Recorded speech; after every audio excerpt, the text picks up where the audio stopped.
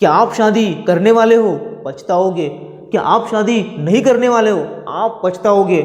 और आपकी शादी हो गई है, फिर तो हाल आप जानते होंगे।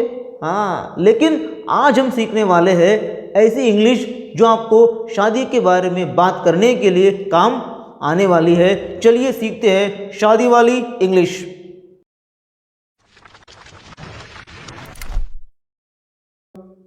अपने देश में लोगों को दूसरों की शादी की ज़्यादा चिंता होती है और लोग आपको पूछेंगे तुम शादी कब करोगे। इंग्लिश में कहेंगे when will you get married, या आप सिंपल कह सकते हैं व्हेन विल यू मैरी। और ऐसे लोगों को आप इंग्लिश में जवाब दे सकते हो I will marry next year. या फिर आपका शादी करने का कोई प्लान नहीं है तो आप कहेंगे आई विल नेवर मैरी, मैं कभी भी शादी नहीं करूँगा।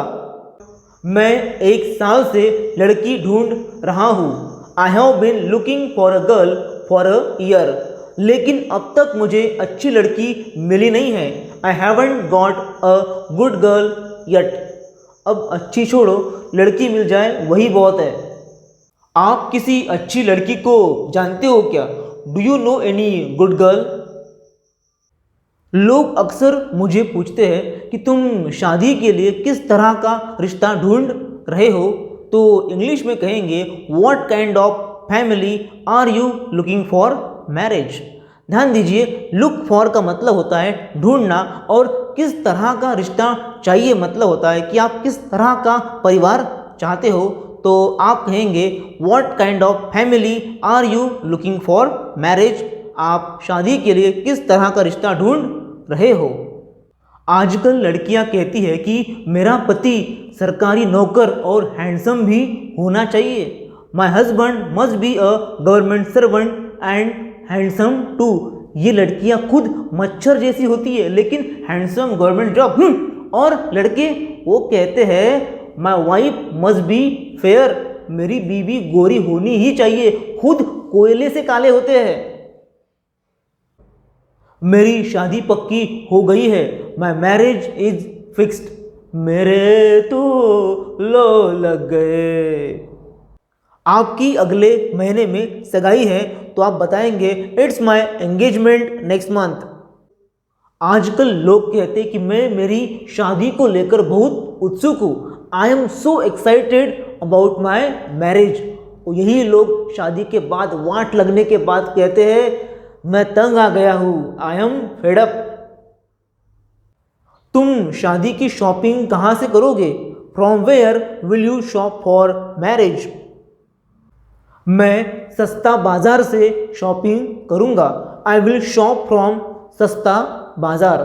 ध्यान दो, अ शॉप कहा तो मतलब होता है दुकान, और शॉप को एज अ वर्ब में आप जब यूज़ करते हैं तो उस शॉप का मतलब होता है खरीदी करना। हमें रिश्तेदारों के लिए सस्ते कपड़े ऑर्डर करने पड़ेंगे। We will have to order cheap clothes for relatives. उनके लिए वही सही है, इनको जितना अच्छा दो, बोलेंगे मेरे को काला नहीं दिया, मेरे को हरा बनाता है, सस्ता कपड़ा है, इनको सस्ता दो और ख़त्म करो। बहुत से लोगों को ये जानने की बहुत उत्सुकता होती है कि शादी अरेंज मैरिज है या लव मैरिज, और वो आपको पूछेंगे इज इट लव मैरिज और अरेंज्ड मैरिज। ध्यान देना है, अरेंज्ड इसमें डी आपको लगाना है। तो is it a love marriage और अरेंज्ड मैरिज, ये लव मैरिज है या अरेंज्ड मैरिज। और अगर आपकी लव मैरिज है तो आप कहेंगे it is a love marriage, ये लव मैरिज है। और आपसे तो हुआ नहीं, आपको कोई मिली नहीं, तो आपकी अरेंज मैरिज है, तो आप कहेंगे it is an arranged marriage, ये अरेंज मैरिज है। और अगर आपने कहा कि लव मैरिज है तो लोग पूछेंगे प्रपोज किसने किया?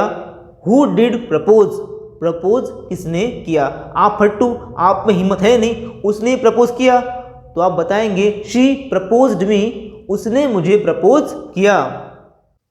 और अगर आपने हिम्मत की होगी और आपने प्रपोज किया होगा तो आप कहोगे आई प्रपोज्ड हर, मैंने उसे प्रपोज किया। अक्सर लोग कहते हैं मेरे लिए रिश्ता आया है। तो क्या कहोगे? Relation has come for me, wrong. आप कहेंगे there is a marriage proposal for me, मेरे लिए रिश्ता आया है। आपके लिए आया क्या? मैंने सुना है प्रीति के लिए रिश्ता आया है। I have heard that there is a marriage proposal for Preeti. अब तेरे को कबीर सिंह बनना पड़ेगा बेटा।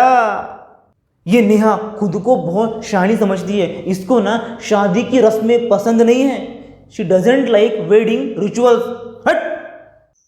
होने वाला पति या होने वाली पत्नी, इनको इंग्लिश में कहते हैं फियांसे। बट एक फ़र्क है, जो CE वाला है ये आपका होता है होने वाला पति, और एंड में डबल E है, ये आपका होता है होने वाली पत्नी। आप कहे कि my fiance is a good man, मेरा होने वाला पति अच्छा आदमी है, बाद में मालूम पड़ेगा आपको क्या है तो।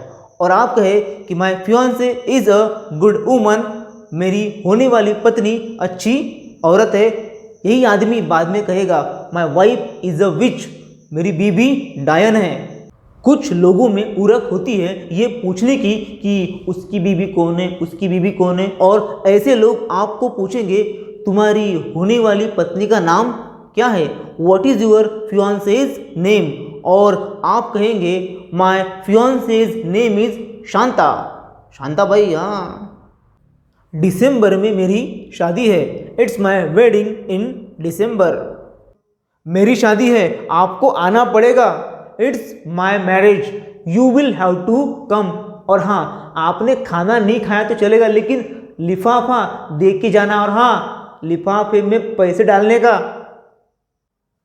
तुमने शादी के लिए कौन सा हॉल बुक किया है, which hall have you booked for wedding.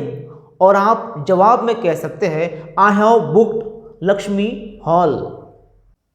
आओ देखो, मैंने रिसेप्शन के लिए ये हॉल बुक किया है, I have booked this hall for the reception.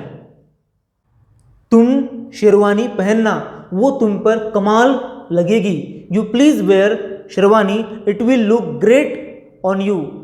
गधा शेरवानी पहनेगा, जाने दो, आगे बढ़ते हैं। कुछ लोग कहते हैं कि मैं हमेशा तुम्हारी जैसी बीबी चाहता था, इंग्लिश में कहेंगे I always wished to have a wife like you.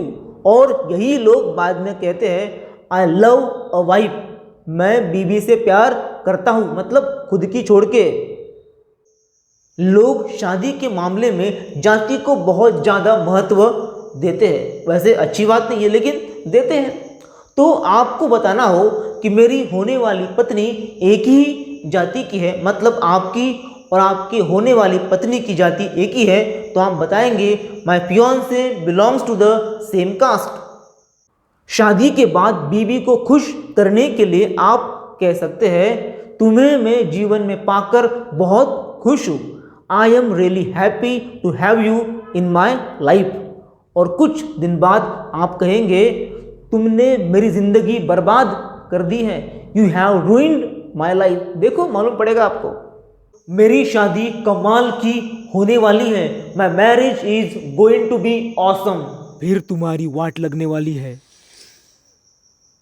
डुब डुब डुब डुब डुब डुब डुब डुब डुब डुब डुब। लोग बारात में नाच रहे हैं, people are dancing at procession. Procession का मतलब होता है बारात। शादी में दूल्हा दुल्हन एक दूसरे को हार पहनाते हैं, और हार को इंग्लिश में कहते हैं गार्लैंड। सुन बे, 2 हार लेके आ, ब्रिंग 2 गार्लैंड्स। दुल्हन मंडप में नहीं है, मुझे लगता है वो भाग गई। The bride is not at the canopy, I think she buzzed off. Canopy मतलब होता है मंडप। मंगल सूत्र को इंग्लिश में कहते हैं नप्शल चैन। वैसे ये इंडियन कॉन्सेप्ट है, तो इसे इंग्लिश में भी मंगल सूत्र ही कहा जा सकता है, लेकिन आपकी बीवी कहेंगी दिस इज माई नप्शल चैन। सिंदूर को इंग्लिश में कहते हैं वर्मिलियन, और एक चुटकी सिंदूर की कीमत तुम क्या जानो Ramesh Babu, you don't know the value of a pinch of vermilion mister Ramesh. कुछ लोग शादी में सिर्फ खाना खाने के लिए जाते हैं, मैं उनमें से हूँ। तो भैया अगर आपको बोलना हो खाना कमाल का था तो आप कहेंगे द फूड वॉज अमेजिंग। और आपका नसीब बेकार निकला और खाना बेस्वाद था तो आप कहेंगे द फूड वॉज इंसिपिड, खाना बेस्वाद था। लोग आपसे पूछेंगे तुमने शादी में कितना खर्चा किया, how much money did you spend for the wedding. और आप जवाब में कह सकते हैं आई स्पेंड 5 lakhs, मैंने 5 लाख खर्च किए। एक बात ध्यान दो, 5 लाख खर्च करके जो तुम घर में लाए हो ना ये और महंगा पड़ने वाला है। तुम देखो आगे, आज मेरी सुहागरात है, it is my nuptial night today. Video के लिए तो बोल दिया, सच में कब होंगी पता नहीं। लोग शादी के बाद एक चीज के लिए मरते हैं और हर कोई शादी के बाद उसकी बात करता है और वो होता है हनीमून।